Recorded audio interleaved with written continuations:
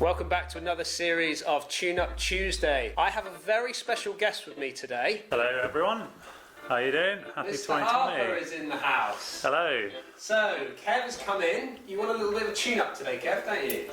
Yeah, so I don't regularly get coached. Probably saying to Dan the last time I had an actual swing sort of lesson was about 8 years ago.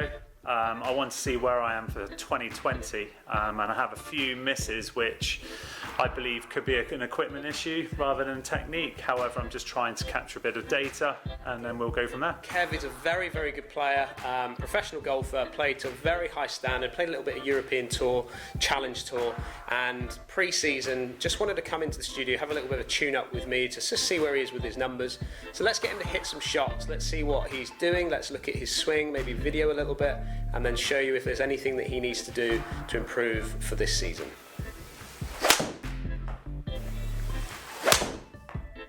So we've hit a few shots now, so let's have a little look at some of the data, but also I've taken a few videos so we can show Kev as well what he's looking like when he's hitting that golf ball. Right, let's look at some of the numbers that we're getting from Kev, shall we, to start us off with. We look at what he's getting from his club itself. So this is a 7-iron from his set, Mizuno irons.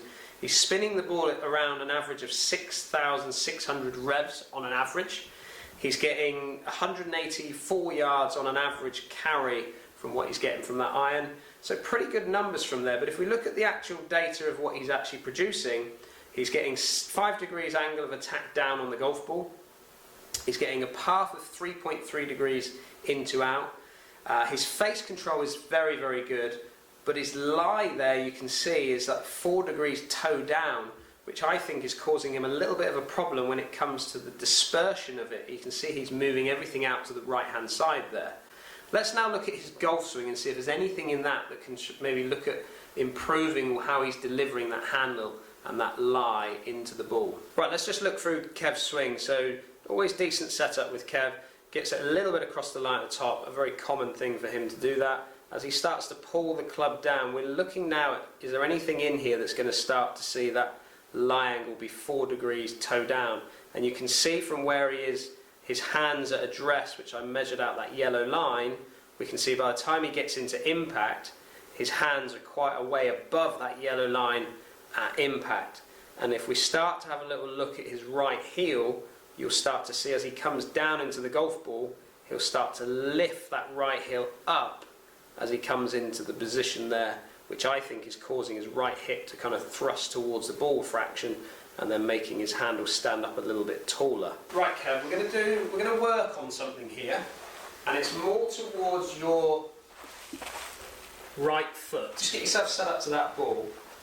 I want you to get the feeling as you start to come down into impact, I'm going to want to start to see this foot here, instead of lifting up, I want to see it more of a roll through. So you're still going to transfer the weight off, but you're going to roll the ankle rather than lift it up off the ground, which is, I think, causing this hip to kind of thrust towards the ball too much, which in turn then leans your handle up.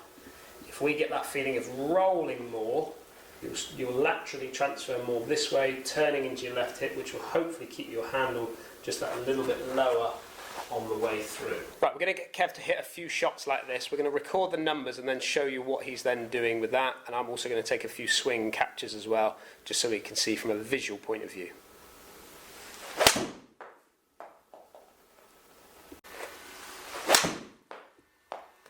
Right, so on the left-hand screen, this is the old swing. As Kev comes into the ball, you can see there that he gets that handle a little bit high as he comes through, that right heel wanting to kind of stand up a little bit.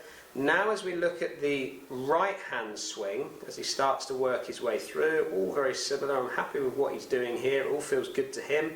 Then on the way down, you can start to see this right foot kind of start to roll a little bit more rather than stand up. You can see that foot definitely feeling like it's a little bit more planted down, but still transferring his weight.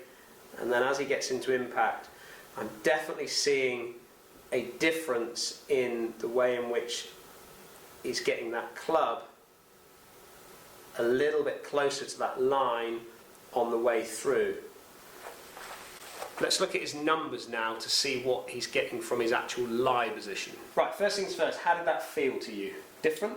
felt different. It felt more like sort of like a punch swing to me. Okay, yeah. Noticed a massive difference in strike, but I felt like it was definitely, if I was trying to flight the ball, could tell my sort of like follow through. Yeah. Felt a bit more like restricted. Yeah. But it's very manageable, and it's something new. Okay. So if we look at what Kev's actually producing here, if we do a comparison, we've got the yellow numbers here are his first few swings, and then the second ones with that rolling of that club coming in, or rolling of that right ankle coming in there. You can start to see that his path is just quietened down slightly, only a degree, but you've gone from 3.3 to now 2.1 degrees in to out, which is still good and still quite manageable. Your face position hasn't really changed a great deal. You're still 0.6 degrees close to the path as you work your way into that ball. But look at what's happened to your lie. Your lie has moved from 4 degrees toe down to now 2.4 degrees toe down. So we've managed to move you by sort of 1.5 degrees by just that changing that feeling in your right foot, keeping that handle closer to your body as you come through the shot. Certainly we could see it on the visuals as well from that. The only slight snag is obviously that you're delivering maybe just a fraction too little loft, and you're saying to me that you felt that you were kind of almost pressing down on the ball a little bit, possibly too much, which your angle of attack more down, because it's 7 degrees down compared to where it was at 5 degrees down. But we start to see. But one thing that I liked, and I could hear it, was that your strike started to change. So you've gone from an average of around 5 millimetres in the toe and 6 low to now 2 millimetres in the heel. So you're moving your strike location across the face by changing this. Now, the big thing for me, if we look at your dispersion with your first few shots, you could see there, lie down. I think you're struggling sometimes to manage the face with this, and you can see there that you're starting to move it a little bit onto the outside there. You're moving it just right of target. On an average, you're finishing that ball 10 yards right of target on an average, but you've got a couple of big ones there at 24 and 13 and even 19 yards right there. Whereas if we look at the numbers from you trying to manage your foot a little bit better, look at your dispersion really tighten up. And this is the thing that I want you to kind of consider moving forward. On average, you're 4 yards right of target. So I just think by you trying to manage your foot better, in turn it's helping your handle better, which then I think is controlling your face just that fraction easier for you. But as we can see, you're still delivering 2 degrees toe down, 2.5 degrees toe down with your custom fit there, should we say, on those irons. So now I want to put you into something maybe just slightly different that might just be able to sort of manage that lie even better. Happy to try it? Definitely. DH, I'm there. You with me? Easy changes, easy gains. Right, so for this next bit, what I'm going to do is I'm going to put Kev in his kind of old specs that he would have had in his old Titleist. 2 degrees upright in his actual lie, but I'm going 1/2 inch longer in his length of club. So this club is going to already play like 1.75 to 2 degrees more upright than his current iron. Now if you think about what he was delivering before, this should start to play more into where we want to get him. Let's get him to hit some shots with it. You do need a new glove. I have a new glove in my bag with my new woods and my new bag. Taking it serious as always.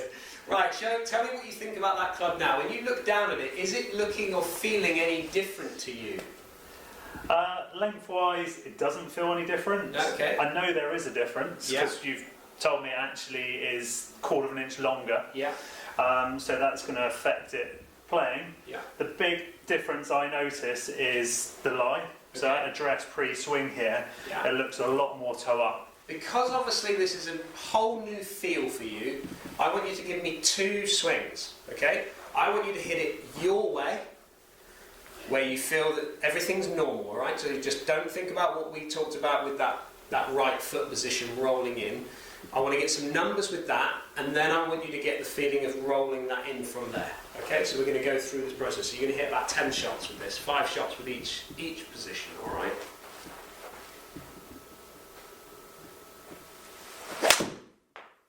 So if we go to his data now and we have a little look at what Kev's getting on over here, if we just go, literally, let's just look at lie now for the clubs that he's getting. On average, you can see there, and I take the first one out because I didn't pick it up, weren't dotted up properly, but we take the next 3 shots that Kev hit, you can see there that on an average he is 0.0 on his lie, which is pretty much spot on. So in that particular spec, you could walk away here today and you know that you've got the right clubs for what you would need from that position, okay? But then if we go to him focusing on that move with that right foot, you can start to see the toe start to rise up. On average, he's 1.5 degrees toe up. So you can see there that as he's rolling that foot, his handle's getting lower. And this is something that I think that Kev needs to have a little think about moving forward. But you got to remember, Kev is a very good golfer. He shoots some very good scores. He wins lots and lots of pro-ams throughout the season. He's playing some very good golf at the moment. So we're not looking to necessarily make massive swing changes. And this is something that I want him to take away and work on.